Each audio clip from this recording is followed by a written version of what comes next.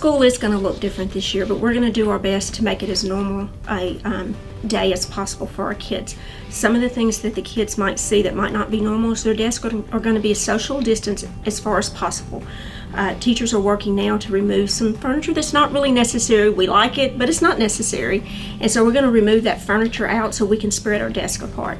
So they're going to see, when they go in the classroom, they're going to see that the walls are still going to be beautifully decorated. They're still going to have their learning items on the wall. So that's going to be the same. It's just going to be less furniture. Some of the other things that you might see or the students might see is the switching of classes. In order to keep kids within certain areas so that we're not spreading all about the building, our pull-out classes will come to our kids. Now, this is something that's been asked to me a lot, and yes, we're going to have PE in either a gym or outside, and we're going to have recess. That's important. Our kids need exercise, and we realize that. So we're going to do our best to set it up where it's safe, and they can still run and play and get that energy out because we want them to do that before they come back to class.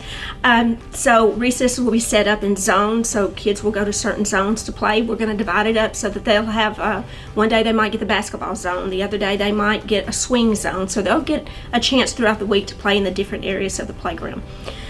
Some of the other things you might see in our upper classes where kids switch for maybe math and literacy, the kids are going to stay in their classroom and the teachers are going to switch. So they're working hard to make sure they have everything they need, so when they switch, the teachers will just come and the kids can stay the same. Art and music. Yes, those are important classes. Art and music, we will have them and they will just come to the class. Now, there could be days that it's really pretty outside. Think about a fall day, and music might go outside to some of our outside classrooms and have a great little concert outside. They can social distance and still get out and exercise a little bit and move around. Same thing for art. How many of you have driven up and you've seen all the sidewalk chalk? Well, you might see that now a lot more because when on the pretty days, art teacher will take the kids out and they can do some things outside. As far as art supplies, they're going to be kept at their desk. So that's some of the things you're going to see when your list come home. We're including those art supplies in that list so kids are not going to be sharing those.